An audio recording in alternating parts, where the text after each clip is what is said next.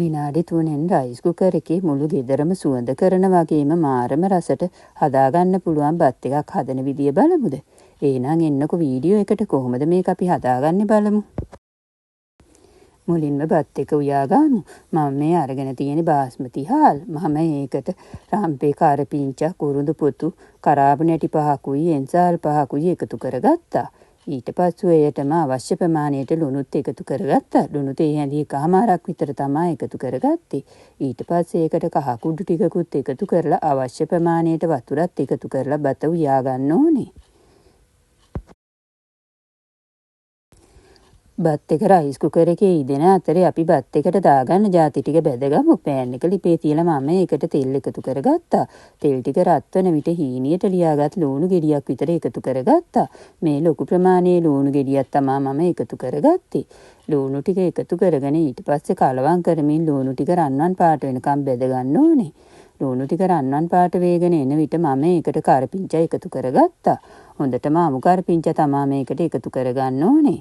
කරපිංචා ටිකත් එකතු කරගෙන කලවම් කරලා ඊට පස්සේ මම උද්දස් පණන් ටික එකතු කරගත්තා. ඒ ගමන්ම කජු ටිකකුත් එකතු කරගත්තා. ඔයාලට රට්ට කජු ඕනම දෙයක් එකතු කරගන්න පුළුවන්. ඒ විදිහට සේරම ටික එකතු කරගෙන ගින්දර අඩු කරගෙන මේක හොඳින් බෙද ගන්න ඕනේ. සේරම ಜಾති ටික හොඳටම බෙදුනයින් පස්සේ මම ඒකට සූදුරු ඇඳක් විතර එකතු කරගත්තා. ඊට පස්සේ ඒකටම ලුණු කුඩු ටිකකුත් එකතු කරගත්තා. මොකද මේ ටෙම්පරාදුවේ තියෙන ಜಾති වලට ලුණු ටිකකුත් එකතු කරගත්තාම බත් එකට හොඳ රසක් එනවා. දැන් මගේ බත් එක ඉදිලා ඉවරයි. මම දැන් මේ බෙදගත්තු ಜಾති ටික බත් එකට එකතු කරගන්නවා. හොඳටම තෙල් බේරලා අරගෙන මේ සේරම ಜಾති ටික බත් එකට එකතු කරගන්න. ඒ එකතු කරගෙන මේක හොඳින් කලවම් කරගන්න ඕනේ. බත් එකත් එක්ක හොඳටම මිශ්‍ර වෙන පරිදි මේ බෙදගත්තු ಜಾති ටික කලවම් කරගන්න. ඇත්තටම මේ වෙලාවේ නම් මුළු ගෙදරම පුදුම සුවඳක් තියෙන්නේ. මේ ඉරිදට මේ බත් එක හදලා බලන්නකො. මේක නම් පුදුම රසක් තියෙන්නේ. නිකම්ම බතක් හදනවට වැඩිය මේ ಜಾති ටික බෙදලා එකතු කරලා කලවම් කරලා බත් එක හදාගන්න. ඇත්තටම මේකේ රස ගැන නම් කියලා වැඩක් නැහැ. ඉතින් මේ බත් එකට මම සුපිරිම මෙනු එකක් හදාගත්තා. ඒකත් මේ ගාම බලමුද?